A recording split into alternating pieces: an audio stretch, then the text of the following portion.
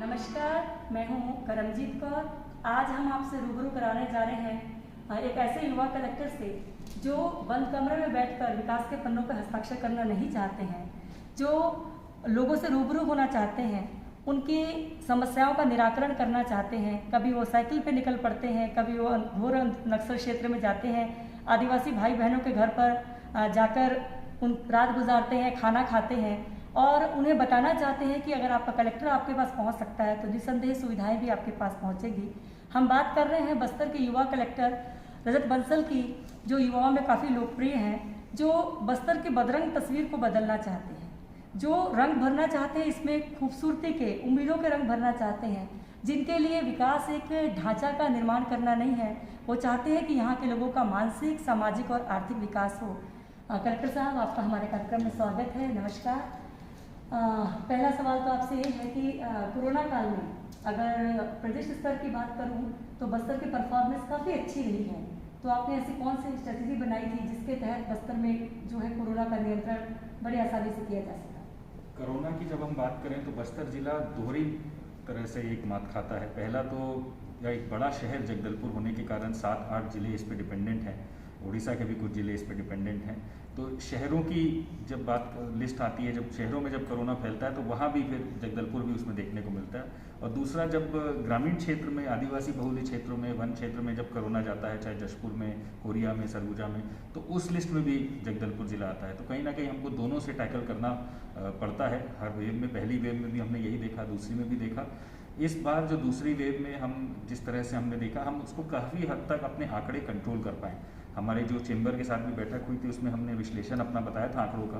तो ये बात आई थी कि सही समय पे लॉकडाउन का निर्णय लेने से लगभग 1000 केसेस हमने कम कर दिए हैं और जिससे कई मौतें भी निश्चित रूप से बची हैं। और उसके बाद जिस तरह का सहयोग हमें सभी लोगों का मिलता है, सभी सामाजिक संगठनों का मिलता है, जनप्रतिनिधियों का मिलता है, उसकी वजह से हम हर ज़रूरतमंद तक पहुंच पाते हैं। ये देख पाते हैं कि लॉकडाउन के समय में कोई भूखा ना मरे, किसी प्रकार से कोई प्रताड़ित ना हो, तो उसको भी इंश्योर कराना प्रशासन का एक नैतिक कर्तव्य है और जिसको भी हम भलीभांति कर पाते हैं। सर, मेरा अगला सवाल है कि मुख्यमंत्री जी की फ्लैगशिप योजनाएँ हैं जिसको लेकर काफ़ी संजीदा हैं, उन योजनाओं का जो क्रियान्वयन है वो बस्तर में किस तरीके से किया जा रहा है और इसका क्या इम्पैक्ट पड़ रहा है?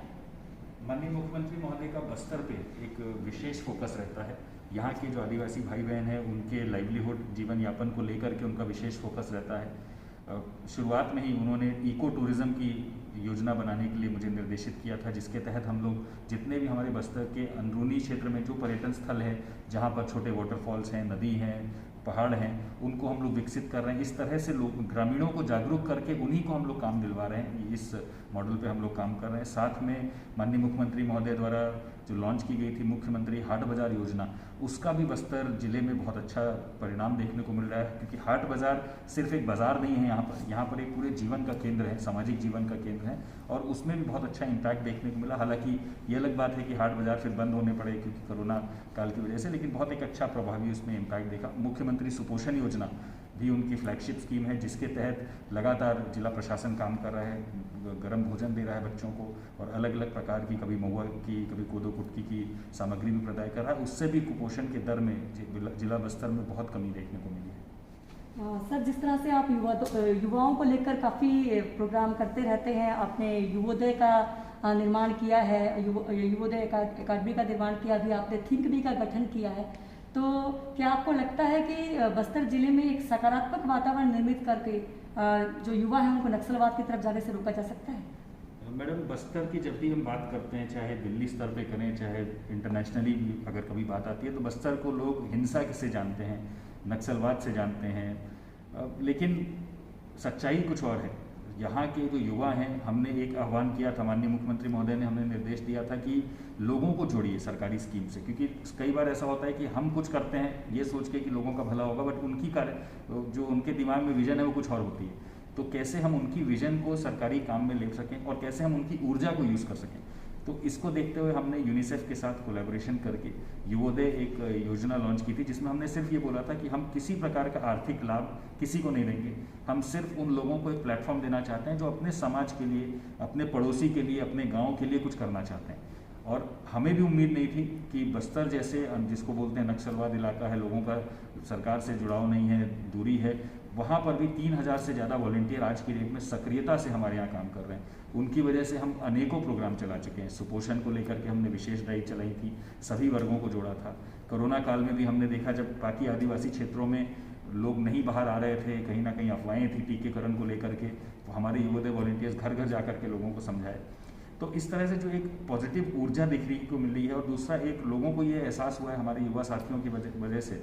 और युवा, मैं आपको बताना चाहूँगा, युवा उम्र से नहीं होता, युवा एक ऊर्जा है, एक जज्बा है कि मैं कुछ करना चाहता हूँ दूसरों के लिए।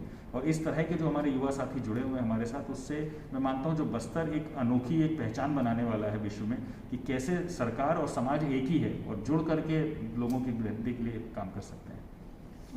जैसे कि हम जानते हैं कि बस्तर के जो परिवार हैं मुख्यतः महिला प्रधान हैं, तो क्या आपके पास इस तरह कोई रोड मैप है जिसके द्वारा वहाँ की जो महिलाएं हैं उनके स्वास्थ्य के लिए, जो बच्चों की शिक्षा के लिए कुछ बेहतर काम किया जा सके? बहुत ही अच्छा बात आपने कही है। निश्चित रूप से बस्तर में एक हमको देखने को मिलता है कि महिला शक्ति बहुत जागरूक है और कहीं ना कहीं मौके तलाश रही है कि कैसे बेहतर अपनी आवाज़ को लोगों तक पहुंचाएं, कैसे बेहतर जो उनकी जागरूकता है, जो उनकी समझ है, उसको लेके जाएं। और मैं मानता हूं जो अभी हम लोग चर्चा कर रहे थे युवोदय, इसके माध्यम से भी ज़्यादा से ज़्यादा युवाएं, जो हमारी महिलाएं हैं, वो जुड़ रही हैं। और चाहे वो सुपोषण अभियान हो, स्वास्थ्य को लेकर के हो, अभी मलेरिया मुक्त बस्तर में विशेष रूप से एक अच्छा अभियान पूरे छत्तीसगढ़ राज्य में चलाया गया था, पूरे बस्तर क्षेत्र में, जिसका UNDP ने भी अभी सराहना की है। ये सब तभी संभव हो पा रहा है जब महिला शक्ति हमारे साथ है, चाहे वो ANM मितानिन हो, हमारी दीदियाँ हों, या चाहे वो घर की जो महिला प्रमुख है वो हो, जो कि जागरूक होकर के अपने बच्चे का, अपने पति का ख्याल रख पा रही हैं और सामने आकर के जिला प्रशासन के साथ जुड़ करके सरकारी योजनाओं का लाभ ले पा रही हैं। अब हम बात करते हैं हमारे जगदलपुर शहर की। जगदलपुर का रंग रूप निखरता चला जा रहा है। बात करूं अगर ऐतिहासिक दलपत सागर की, तो हम सब ने कभी परिकल्पना भी नहीं की थी कि वो इतना खूबसूरत भी कभी हो सकता है। तो सर, जो जगदलपुर शहर को संवारने में आपके बहुत सारे प्रोजेक्ट्स, प्लान्स हैं आपके, तो उसके बारे में आप प्लीज़ हमें बताएं। मैडम, मेरा मानना यह है कि जगदलपुर शहर सिर्फ बस्तर जिले का नहीं है। जगदलपुर शहर एक ऐसा केंद्र है, अर्बन केंद्र है, जिस पे कम से कम भी 8-9 जिलों की और आसपास के राज्यों के भी कुछ जिलों की एक राइट है, एक उनका भी एक हक बनता है उस पर। और जगदलपुर कहीं ना कहीं अगर हम अच्छे से इस समय पे अगर जगदलपुर में काम करेंगे, तो बस्तर जो कि कहीं ना कहीं नक्सलवाद से, हिंसा से जाना जा रहा है, उसको हम आदिवासी का कैपिटल मान सकते हैं, आदिवासी संस्कृति का कैपिटल मान सकते हैं। और इसी दिशा में हम लोग आगे बढ़ा रहे हैं। तो यदि आप दलपत सागर का भी काम देखें, ये उसके बगल में हम एक बस्तर आर्ट गैलरी बना रहे हैं, जिसको और अभी कुछ अच्छा नाम देंगे, माननीय मुख्यमंत्री महोदय से चर्चा कर। लेकिन पर उसमें उद्देश्य ये है कि जो हमारा शहर घूमने आए व्यक्ति, उसको पूरा हेरिटेज का टूर मिल सके, उसको राजमहल से लेकर के पूरा जो बस्तर दशहरा हो रहा है उसकी कहानियाँ उसको दिख सके बहुत ही आसानी से।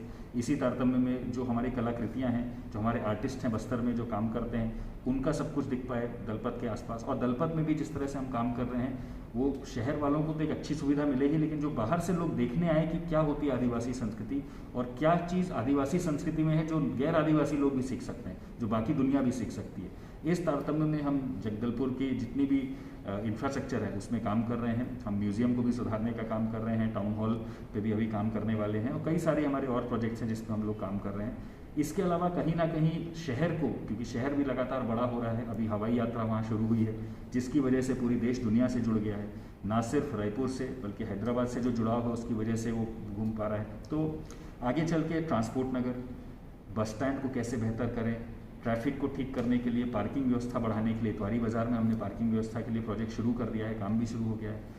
चौड़ीकरण भी कर रहे हैं, जो इंपॉर्टेंट रोड्स हैं उनकी चौड़ीकरण हो रहा है, दलपत सागर के बगल वाली रोड का पूरा चौड़ीकरण हो रहा है। तो कहीं ना कहीं जो शहर बढ़ रहा है उसको अधोसंरचना मिले, और जब वो बढ़े तो उसको एक स्वरूप भी मिले, एक आइडेंटिटी भी मिले, जो कि आदिवासी कैपिटल के नाम पे जो आइडेंटिटी हो। तो इस दिशा में हम लोग काम कर रहे हैं। तो देखा आपने, ये थे हमारे साथ युवा कलेक्टर रजत बंसल जी, जिनकी सकारात्मक सोच और क्रिएटिव सोच से जो है बस्तर संवर रहा है, सज रहा है, और इनकी दिली ख्वाहिश है कि जब भी विश्व के किसी कोने में अगर बस्तर का जिक्र हो तो वो जाना जाए अपनी समृद्ध कला, संस्कृति और परंपरा के लिए, वो जाना जाए अपने प्राकृतिक सौंदर्य के लिए, वो जाना जाए अपने पर्यटन केंद्र के लिए।